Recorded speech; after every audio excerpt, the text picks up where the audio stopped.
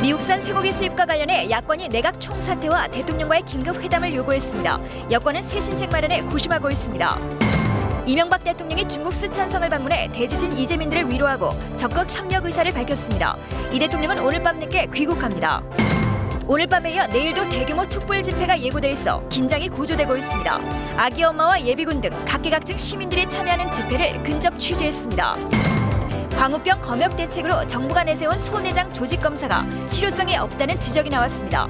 광우병 위험 부위가 제거됐는지는 알 수 없다는 사실이 수의학 교과서에서 확인됐습니다.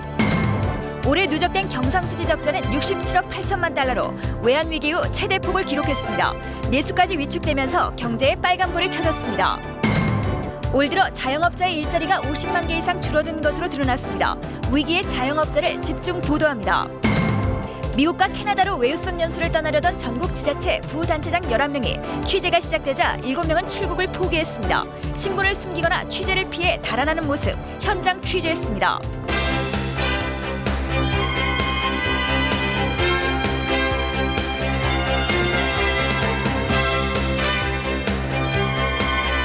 Talk,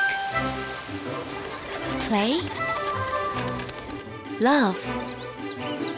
애니콜이 9시를 알려드립니다. 여러분 안녕하십니까? 야 3당 지도부가 오늘 만나서 대정부 전면 투쟁을 선언했습니다. 내각 총사퇴를 요구하고 장관 고시의 효력을 정지시키는 소송을 냈습니다. 오늘 첫 소식은 박성준 기자가 보도합니다. 자유선진당 이회창 총재가 어제 꺼내든 내각 총사퇴 카드가 하루 만에 야권 3당 공동의 요구사항으로 채택됐습니다. 늦었지만 지금이라도 국민의 뜻을 수용해 발표된 장관고시를 관보에 게재하는 걸 미루고 미국과의 재협상에 나서라고 이명박 대통령에게 요구했습니다. 이 관보 게재를 하지 않겠다는 그런 작심을 가지고 그런 마음으로 돌아오세요. 고시 효력을 정지하는 가처분과 헌법소원도 제기했습니다. 민노당과 진보신당에 이어 민주당도 모레 서울명동 당원규탄대회를 시작으로 장외투쟁 돌입을 선언했습니다. 이명박 대통령은 한마디로 비겁했습니다. 장관 고시가 떳떳하지 못하니까 장관 고시 발표를 대통령이 외국 방문 중에 시행했습니다.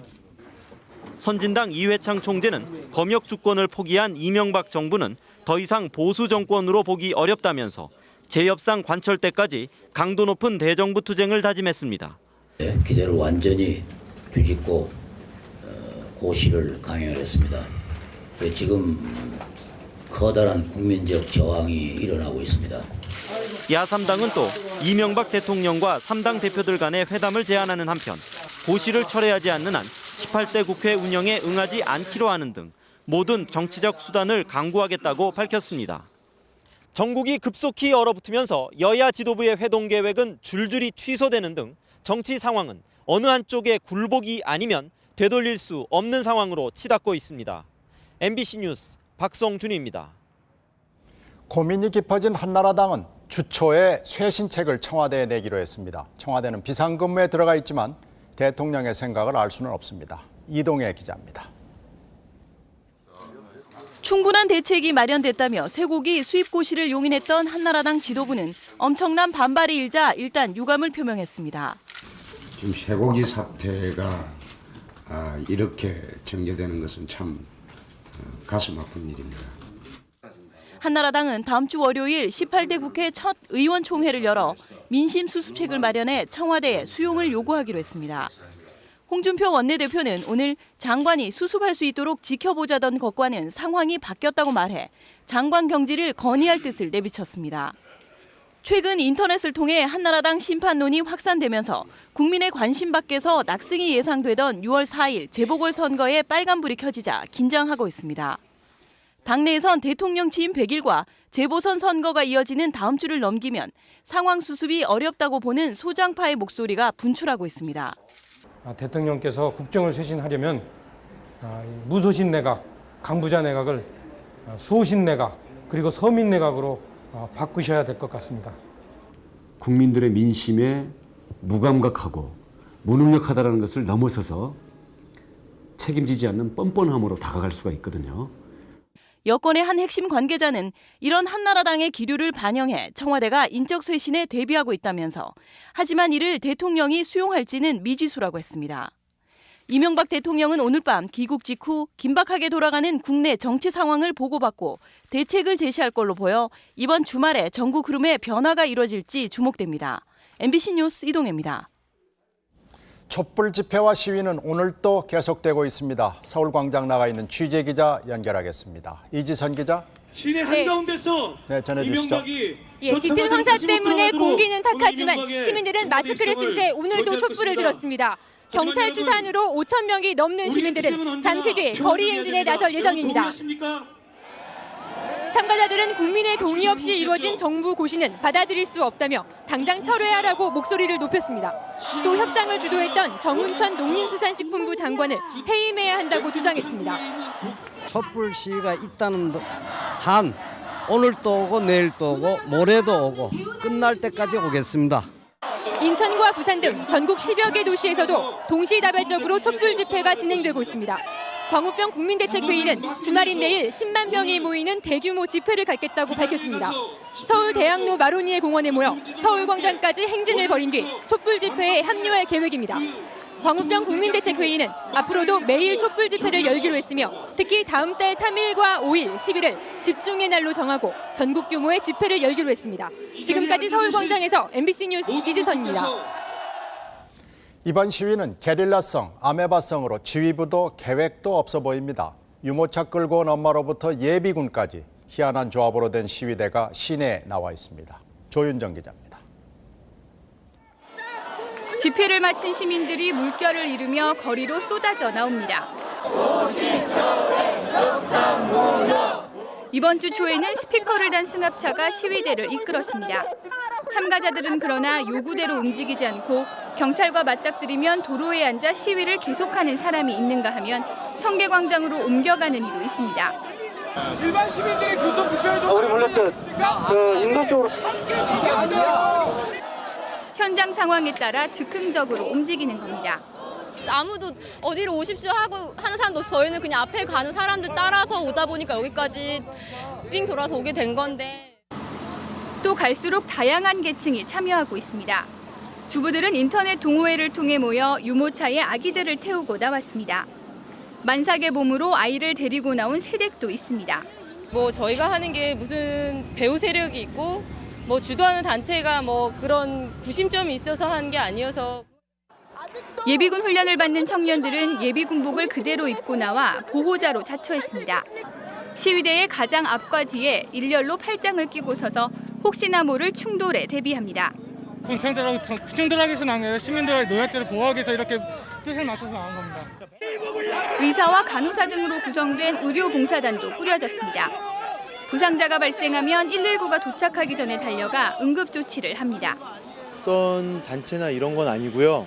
그냥 시민분들 한 분 한 분이 자발적으로 그냥 그날 만나셔서 지도부가 없기에 거리 시위대는 종종 방향을 잡지 못하고 때로는 의견이 엇갈려 길거리에서 난상 토론을 벌이기도 합니다. 참가자들은 종종 시위를 한다기보다는 축제에서 행진을 벌이는 듯한 모습까지도 보이고 있습니다. MBC 뉴스 조윤정입니다. 집회와 시위는 중심가뿐 아니라 미국 쇠고기가 대기 중인 냉동창고 청와대 앞 서울공항에서도 있었습니다. 공무원 노조가 상부 지시인 홍보를 거부하는 운동을 펴기로 했습니다. 노경진 기자입니다. 10초의 협상 무효. 2천여 톤의 미국 쇠고기가 보관돼 있는 경기도의 12곳 냉동창고에서 민주노총 조합원들이 미 쇠고기 수입 반대 집회를 벌였습니다. 민주노총은 쇠고기가 각 매장에 뿌려지는 것을 막고자 하는 것인데 목적이 있습니다. 1차적인 목적으로. 고시 효력이 발생하는 다음 주부터는 아예 냉동창고를 봉쇄하고 수송을 거부하는 등 반출을 막겠다는 방침입니다. 경찰은 냉동창고 주변과 고속도로 진출입로에 병력을 배치해 경비를 강화했습니다. 고시철의 협상 무효. 오늘 낮 청와대 앞에선 농민 20명이 기습 시위를 벌였습니다. 전국 농민의 총연맹 소속인 이들은 미국 쇠고기 수입을 반대하며 연자 시위를 벌이다 50분 만에 모두 경찰에 연행됐습니다. 이명박 대통령이 귀국하는 성남 서울공항에서는 여성단체 회원들이 쇠고기 문제를 해결하고 귀국하라며 기자회견을 열기도 했습니다. 미국산 쇠고기 수입 관련 정부 고시를 철회하고 재협상을 하지 않을 거면 차라리 오지 마십시오. 한편 전국 공무원 노조는 정부가 미 쇠고기의 안전성을 홍보하라는 업무 지시를 내려도 따르지 않는 행정 거부 운동을 펴기로 했다고 밝혔습니다. 현직 공무원들이 행정 거부에 나서는 것은 이번이 처음입니다. MBC 뉴스 노경진입니다.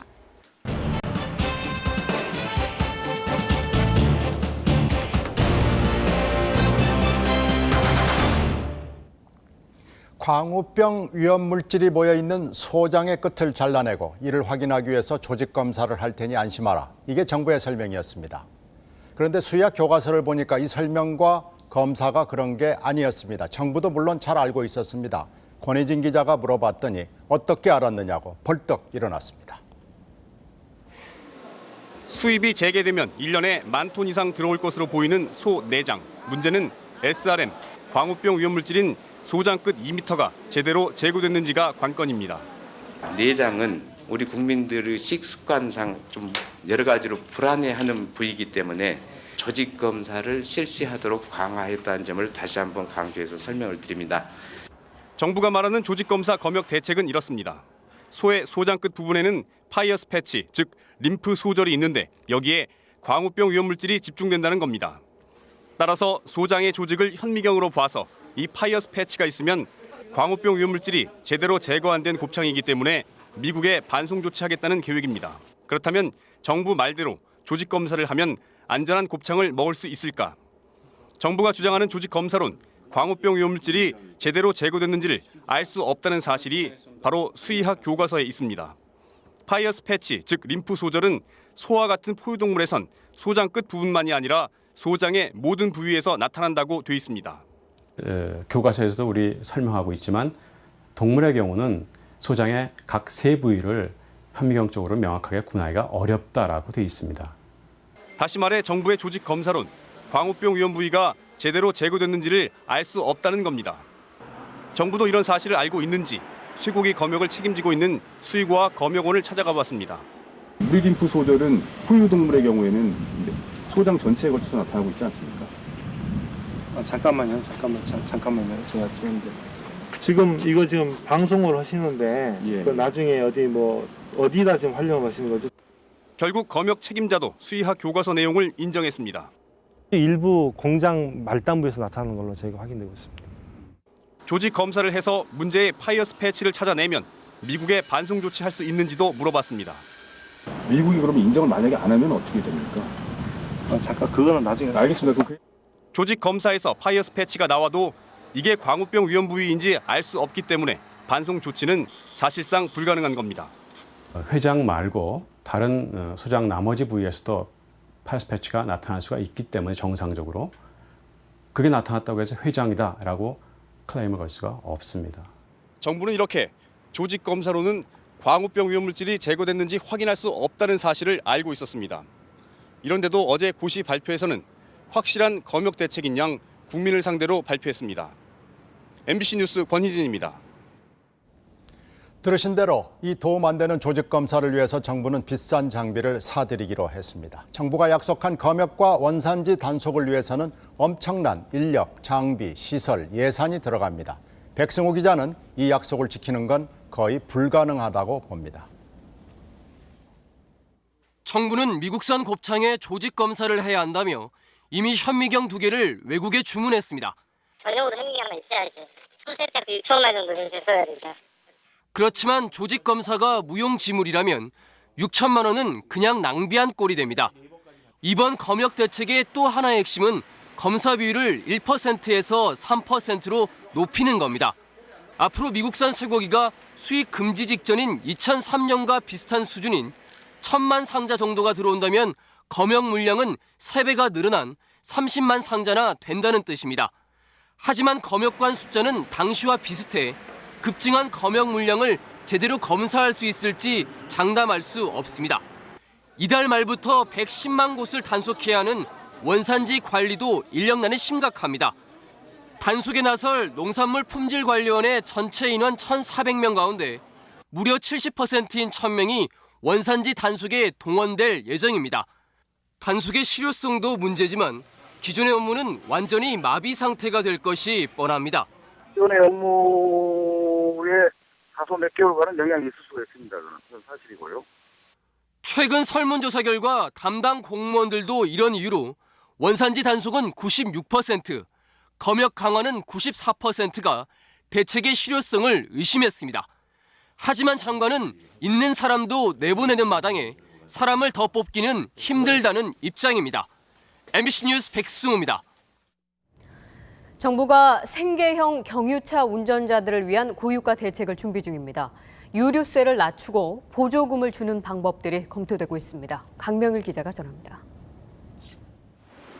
전국의 주유소에서 판매하는 경유값 평균이 사상 처음으로 휘발유 값을 앞질렀습니다.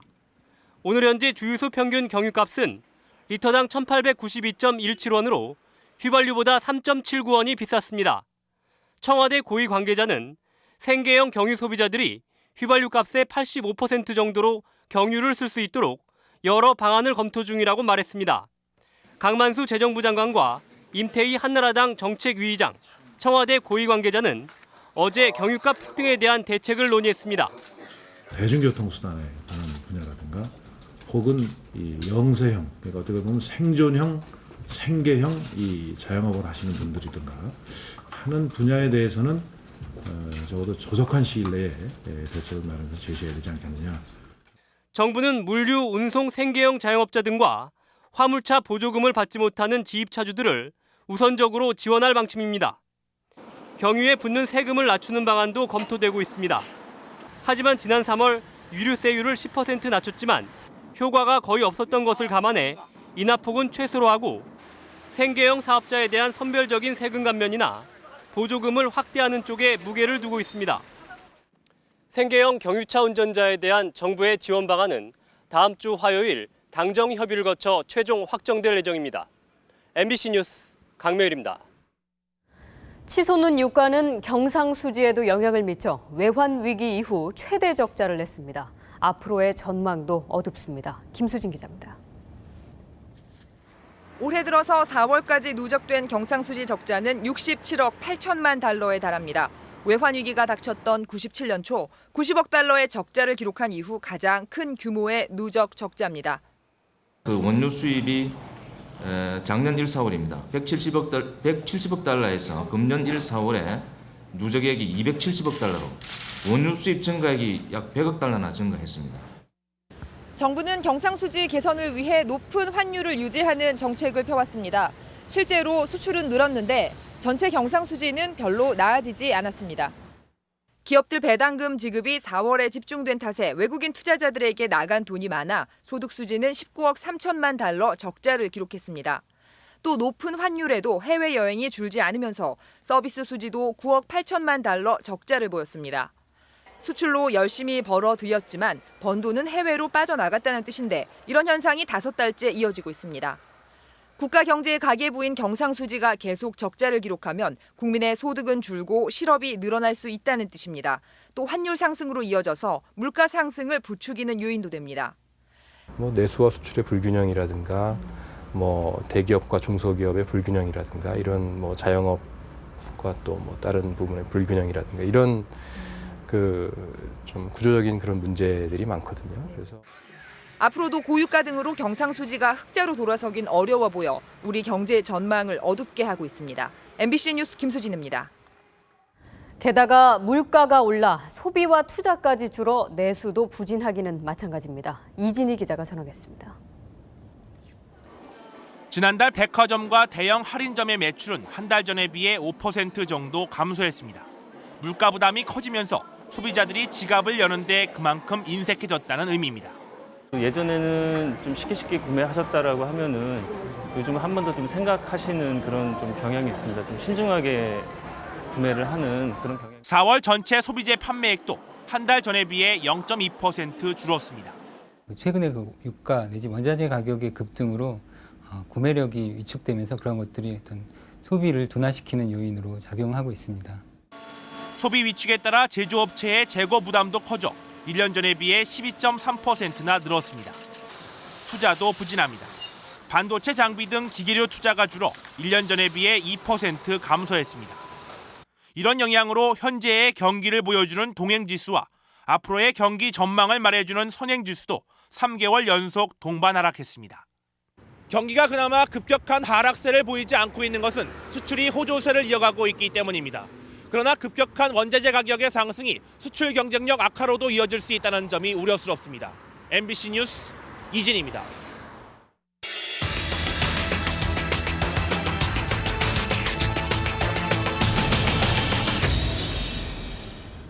고유가에 고물가, 내수 부진까지 겹치면서 자영업자들이 벼랑 끝으로 몰리고 있습니다. 정말 힘겹게 하루하루를 버티고 있는 자영업자들의 실태를 먼저 양윤경 기자가 보도합니다.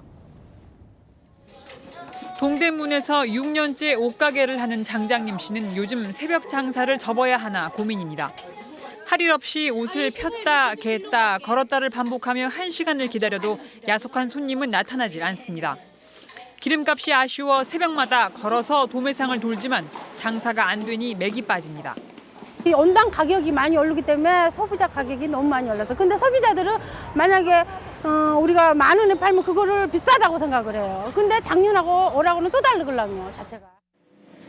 기름값 생각만 하면 자다가도 벌떡 일어난다는 목욕탕 주인 이범기 씨는 돈을 벌었던 시절이 아득합니다. 3, 4년 전만 해도 5월 한 달 기름값이 300만 원 정도였는데 최근에는 700만 원까지 올라 수지가 맞질 않습니다. 온탕물을 넘칠 때 솔직히 말해서 물을 넘치는 거는 저 기름이 금 같은 기름이 나간다라는 생각할 때 저는 그 쳐다보지 못하고 있습니다. 그냥 나와버리지. 올 들어 서울에서만 100여 개의 목욕탕이 없어졌습니다. 음식점 주인들은 밀가루에 기름값 등 원자재값 뛰는 속도에 숨이 찹니다. 수입은 별반 달라질 게 없으니 밑 빠진 독에 물 붓는 기분입니다. 식용유 같은 것도 15,000원 하던 게 지금 3만 원이 넘고 오토바이 같은 경우도 저희가 예전에는 4,000원 넣으면 가득 넣을 수 있었는데 지금은 뭐 5,000원, 6,000원 넣어도 가득 넣을 수도 없고. 물가와 별 관계 없는 업종도 사정은 마찬가지입니다. 밤이 깊어가도 노래방엔 빈 방이 더 많습니다. 보통 8시 이후로는 대기 손님으로 이 노래방이 꽉 차 있거든요. 지금은 대기 손님은커녕 실제 지금 노래방에 계시는 분도 2방밖에 안 차 있어서 매우 어렵고요. 물가에 유가에 내수 부진까지 우리나라 자영업자들은 하루하루를 버티고 있습니다. 올 1분기 폐업한 자영업자 수는 23만 명으로 추산됩니다. MBC 뉴스 양윤경입니다. 네, 상황이 이렇게까지 된 건 마땅한 일자리가 없다 보니 모두 자영업으로 몰렸기 때문입니다. 그런데 결국 피말리는 경쟁으로 이 일자리마저 사라지고 있습니다. 이어서 전재호 기자가 전합니다. 서울의 한 주택가 골목, 한 집 건너 하나는 음식점입니다. 100m 반경 안에만 모두 22곳이 있습니다. 망해서 진짜 안 되는 사람이 한 70%고 또 거기서 다시 또 생기고 그러니까. 우리나라 음식점 수는 인구 80명당 하나꼴, 미국의 419명, 일본 140명당 한 곳과 비교해 평균 손님 수가 턱없이 적습니다. 이러다 보니 100원, 200원에도 피말리는 경쟁을 벌여야 합니다. 거양이 거양인데 노란물 나니까 좀 부담스럽고 장사가 안 되고. 우리나라 자영업자 수는 581만 명입니다. 전체 취업자 가운데 3분의 1이 자영업자입니다. 경제협력개발기구 OECD 평균보다 2배 많습니다. 대부분 97년 외환위기와 2003년 카드 대란을 겪으며 구조 조정된 사람들입니다. 외환위기 때만 해도 한 해 2,160만 원이던 자영업자의 평균 소득이 지난해는 1,770만 원으로 20% 가까이 줄었습니다. 하지만 자영업자들이 일할 수 있는 안정된 일자리는 턱없이 부족합니다. 자영업을 그만둔다고 하더라도 임금 노동 시장으로 진출하기가 굉장히 어렵다는 겁니다. 일자리가 한 40만 개 만들어지던 그런 추세로부터 최근에는 30만 개에도 미치고 있지 못합니다. 중소기업 중앙회는 전체 자영업자의 20%는 매출 부족으로 폐업이나 사업 전환이 필요하다고 밝혔습니다. MBC 뉴스 전조입니다.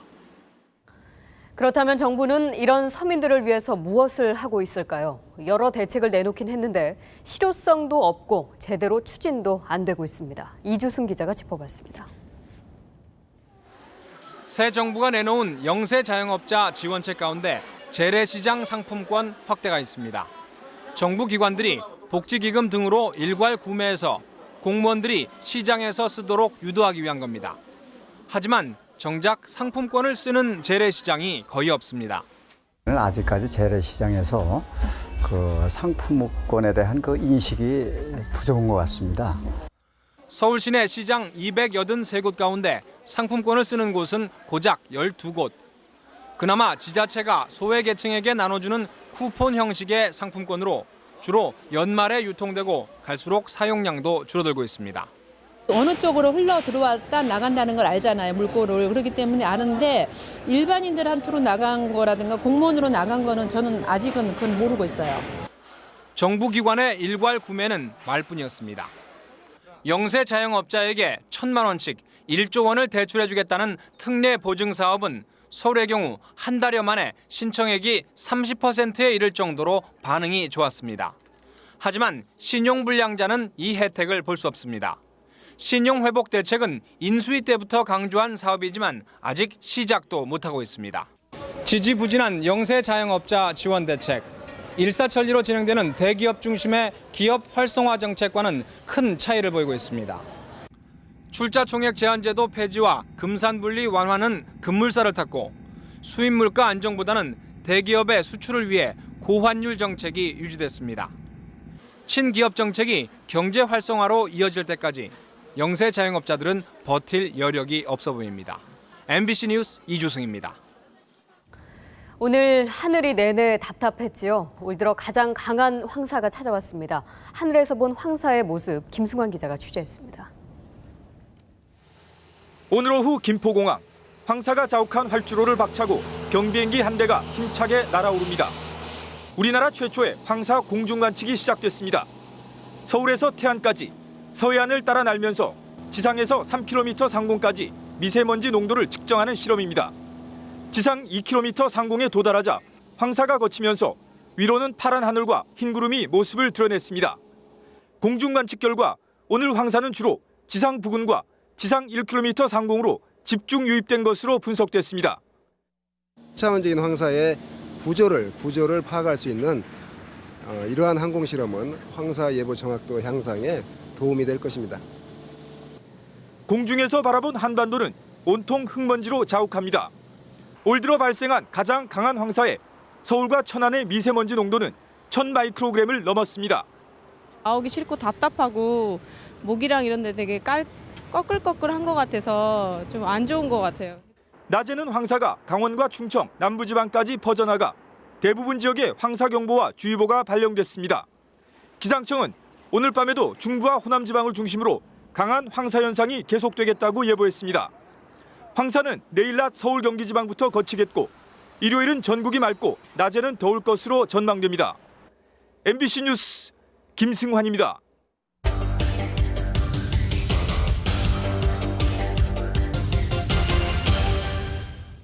얼마 전에 놀러가는 공무원 해외 연수를 없애겠다고 약속했는데 아직도 바뀌지 않은 모양입니다. 어제 공항에서 만난 공무원들이 도망가고 숨느라고 바빴습니다. 오혜정 기자와 함께 이분들 환송을 가보겠습니다.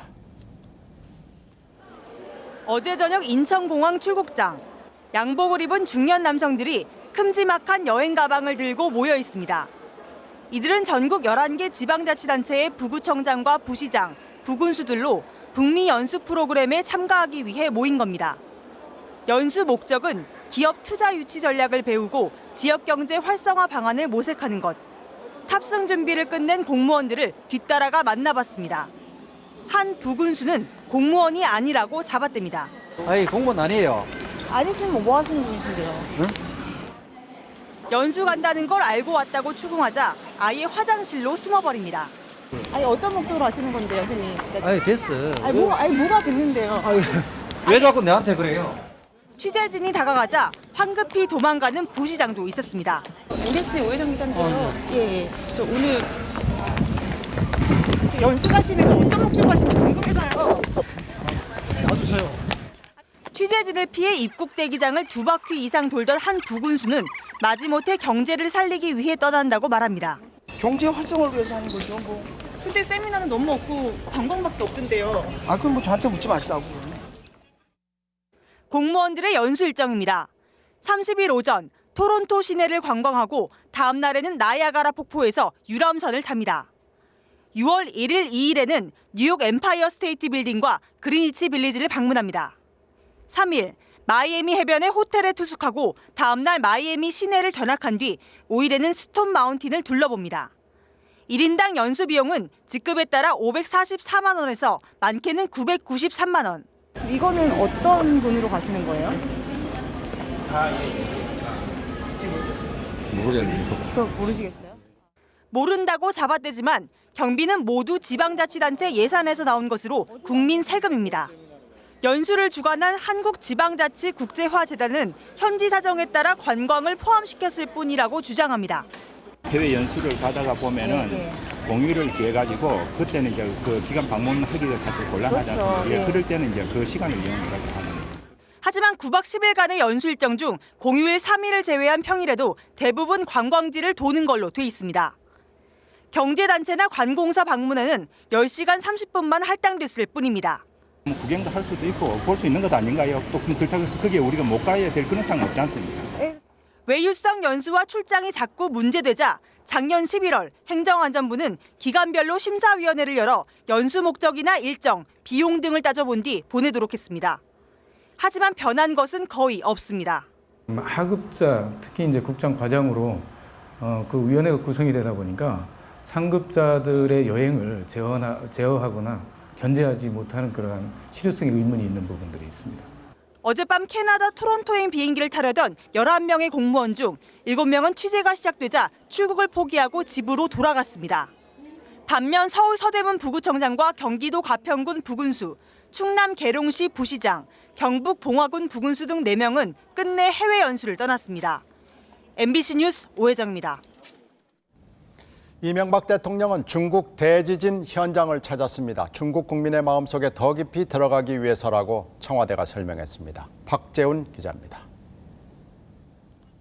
이명박 대통령이 중국 방문 마지막 날 일정을 쪼개 진앙지와 가까운 쓰촨성 대지진 피해 현장을 찾았습니다.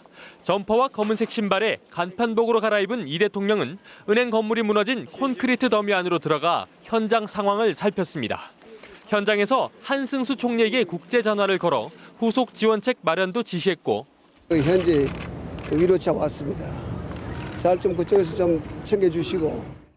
급하게 지어진 이재민촌 간이학교에서는 아이들을 일일이 껴안으며 위로하기도 했습니다. 방명록에는 중국 국민을 사랑하고 위로하며 희망과 용기를 가지라고 적었습니다. 부상자들이 수용된 임시병원도 살폈습니다. 여러분들이 힘들게 일하면 주민들은 좋아할 거예요. 이 대통령은 앞서 구호 물품을 싣고 도착한 우리 공군 장병들을 격려하면서 가장 가까운 이웃인 중국이 어려울 때 함께 해야 한다는 생각으로 이곳에 왔다고 강조했습니다. 오늘 이 대통령의 현장 방문에는 중국 신화통신과 CCTV 등 20여 곳의 중국 국내외 언론에서 취재 경쟁을 벌였습니다. 한국의 대통령이 지진 피해 지역에 가장 가깝게 들어갔다는 오늘의 뉴스가 중국인들의 마음을 움직여 한국 이미지를 높일 걸로 이곳 기업인과 교민들은 기대하고 있습니다. 칭다오에서 MBC 뉴스 박재훈입니다. 이 대통령의 중국 방문에서 한미 동맹이 돌출적으로 나와 외교의 미묘함이 필요하다는 것을 절감했습니다. 방중 기간 중 쇠고기 민심이 나빠지면서 국내적으로 숙제가 더 커졌습니다. 박범수 기자가 결산합니다. 이번 중국 순방의 최대 성과는 양국 관계를 전략적 협력 동반자 관계로 한 단계 격상시켰다는 점입니다. 양국 간의 전략적 협력 동반자로 서로 관계를 높인 것은 미래를 향한 역사적인 새로운 출발이라고 저는 생각합니다. 27억 달러 규모의 양해각서 체결 등 경제와 통상 분야의 협력 확대도 중요한 성과입니다. 하지만 중국 외교부는 이 대통령이 국빈 방문 중임에도 불구하고 한미동맹은 지나간 역사의 산물이라는 논평을 내며 우리 정부의 대미 외교 강화에 노골적인 불만을 드러냈습니다. 한국에 대한 외교적 결례라는 비난이 일었지만 중국은 개의치 않고 있어 한미 동맹과 한중 관계의 균형을 맞추기가 쉽지 않음을 보여줬습니다. 我在上次记者会上所做的表述是完整的、系统的表述啊，我们在这个问题上的立场没有变化，是吧？ 중국에서 돌아오는 이 대통령의 발걸음이 무거운 또 다른 이유는 바로 악화된 쇠고기 민심 때문입니다. 대국민 사과 기자회견과 중국 방문으로 국면을 전환하려던 청와대의 계획은 빗나갔고 오히려 위기가 심화됐다는 게 여권 내의 기류입니다.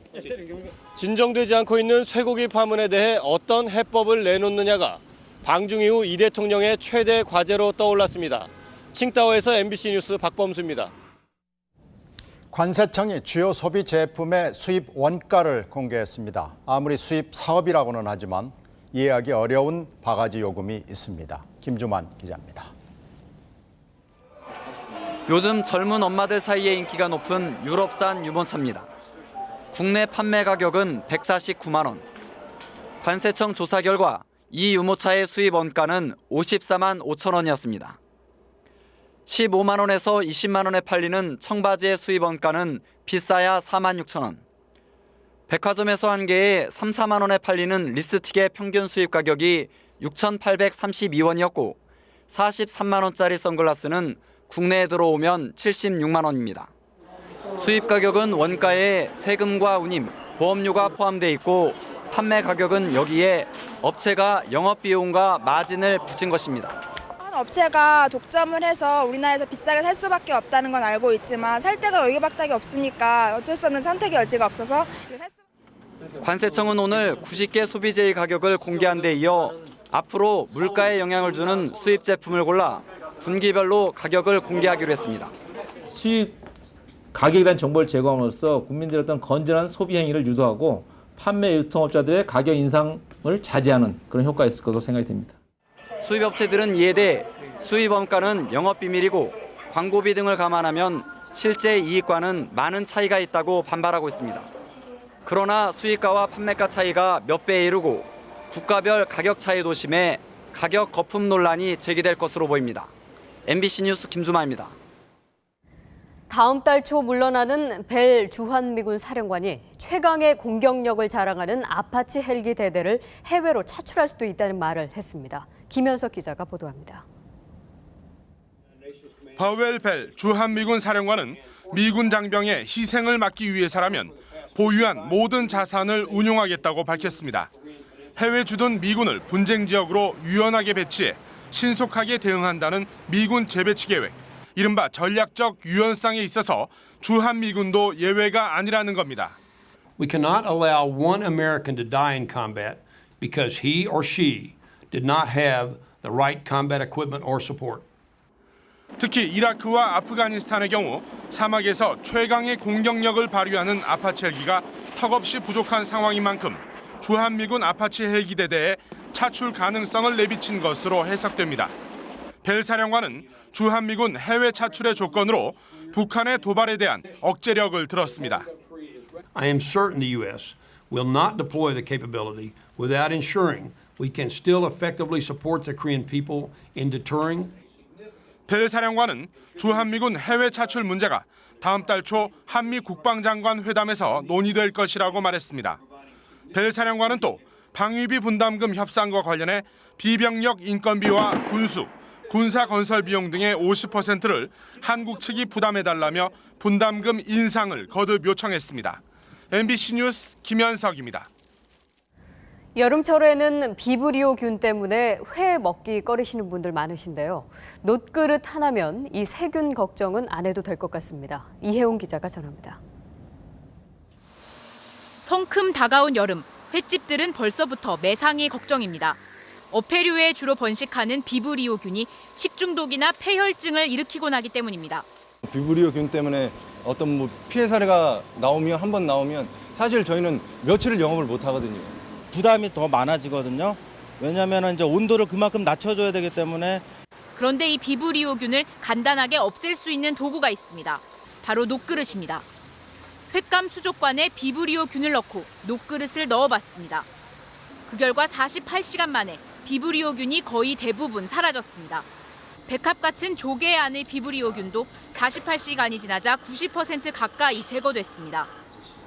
녹그릇에 포함된 구리가 비브리오균을 죽인 것으로 추정됩니다. 구리가 살균 작용을 합니다. 그래서 뭐 아주 미량인 경우에는 뭐 영향이 없겠지만 적정 농도가 되면 미생물에는 독성으로 작용하게 되는 거고요. 실제 녹그릇은 예로부터 독성이 있는 음식을 담으면 색깔이 변하고 살균 작용까지 하는 것으로 알려져 널리 활용돼 왔습니다. 경기도 보건환경연구원은 녹그릇을 하루 이틀 정도 물에 담가두어도 검출되는 구리의 양은 아주 적어 인체에 전혀 영향을 미치지 않는다고 밝혔습니다. MBC 뉴스 이혜훈입니다. 친박연대 비례대표 공천 의혹을 수사해온 검찰은 비례대표 공천의 대가로 32억여 원을 주고받은 혐의로 친박연대 서청원 대표와 양정례, 김노식 의원, 양 의원의 어머니 김순애 씨를 오늘 재판에 넘겼습니다.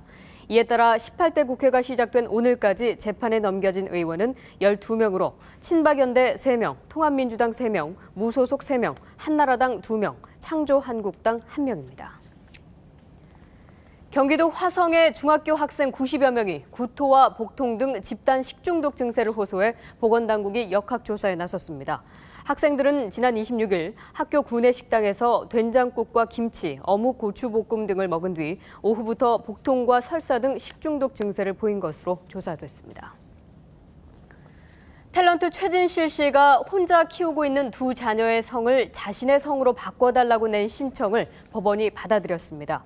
서울가정법원은 최 씨가 4년 가까이 두 자녀를 잘 양육해왔고 앞으로도 지금 같은 양육 상황이 지속될 것으로 예상되는 점을 고려해 결정했다고 밝혔습니다. 육자회담 한국 측 수석 대표인 김숙 한반도 평화교섭 본부장과 북한 측 수석 대표인 김계관 외무성 부상이 오늘 오후 중국 베이징에서 1시간가량 만났습니다.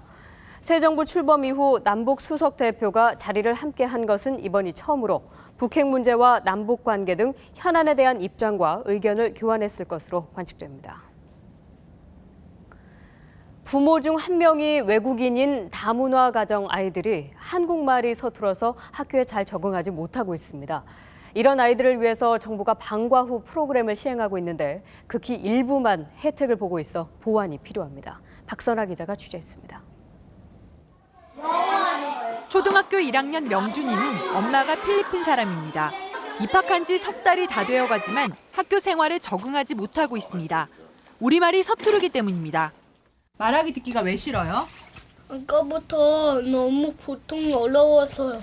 송씨님과 나가줘서 얘기했는데 송씨님 뮤지니까 가만 안 줬어요. 왜냐하면 송씨님과 무슨 말인지 모르니까. 아빠는 한국 사람이지만 밤 늦게까지 공장에서 일하고 집에 있는 엄마는 한국말을 잘 못하니까 어떻게 할 수가 없습니다. 나도 계속 공부하는 거 개인적으로. 하지만 잘 안 돼요. 사실 아무리 노력했지만 바람이 안 돼요. 일은, 여든은 알아. 초등학교 4학년 희진이는 인도네시아인 엄마에게 오히려 한국어를 가르쳐줍니다. 학교에서도 친구들과 잘 어울립니다. 하지만 희진이도 처음엔 어려움이 많았습니다. 친구들이 막 다들 하니까 너 시끄마다 뭐 그런 소리 나오면은 너무 마음이 너무 아파가지고요. 이때 도움이 된 게 다문화 가정 아이들을 위해 한국말과 태권도 등을 무료로 가르쳐주는 방과 후 학교 프로그램이었습니다. 한국어 말이 통하지 않아서 겪게 되는 어려움들을 학교에서 사실 많이 해소해주고 있거든요. 그래서 그런 거 봤을 때 외국인 엄마들이 너무너무 고마워하세요. 2000년대가 되면서 국제 결혼이 늘어나 부모 중 한 명이 외국인인 다문화 가정의 초등학생 자녀 수만 현재 15,804명입니다. 하지만 다문화 가정 자녀를 위한 방과 후 프로그램이 마련된 학교는 전국에 고작 5곳, 200명 정도만 혜택을 보고 있습니다. 정부의 교육 시스템이 새로운 현실을 못 쫓아가고 있습니다. MBC 뉴스 박선아입니다. 찍을게요. 웃으시고 하나, 둘, 셋. 자, 웃으세요 할머니. 예, 그렇게. 예, 찍을게요. 하나, 둘. 예, 그게 가급적되셨다 또. 이렇게 살짝. 예, 활짝 웃으시면서 여기 보시고 입 보이시고. 찍을게요. 하나, 둘, 셋. 네, 지금도 전국 대부분 지방이 황사먼지에 덮여 있습니다. 이 미세먼지 농도를 보면 대구 627, 광주 494, 서울은 289 등으로 평소의 최고 10배에 이르고 있습니다. 이에 따라 현재 중서부와 호남, 경북 내륙과 경남 지방엔 황사주의보가 내려져 있습니다. 황사는 밤에 서울, 경기 지방부터 서서히 약해지겠지만 내일 낮까지는 황사의 영향이 계속될 것으로 보이니까 가급적이면 외출을 자제하시는 편이 좋겠습니다. 현재 북쪽 저기압이 이어져 있는 구름이 영동과 영남 지방으로 영향을 주고 있고 그중 일부에선 빗방울이 떨어지고 천둥, 번개가 치고 있습니다. 또 이 구름의 서쪽에선 황사가 머물고 있는데요. 이 황사는 내일 낮에 점차 물러날 것으로 보입니다. 다음은 각 지역별 자세한 내일 날씨입니다. 내일은 전국이 대체로 맑겠지만 지역에 따라 황사가 나타난 뒤 낮부터 사라지겠습니다. 아침 기온은 서울 12도, 낮 기온은 서울 23도, 대구 27도가 예상됩니다. 울릉도와 독도 지방 대체로 맑겠고 물결은 모든 바다에서 낮게 일겠습니다. 내일 낮에 황사가 물러나면 주말 날씨는 대체로 맑고 따뜻할 것으로 전망됩니다. 날씨였습니다.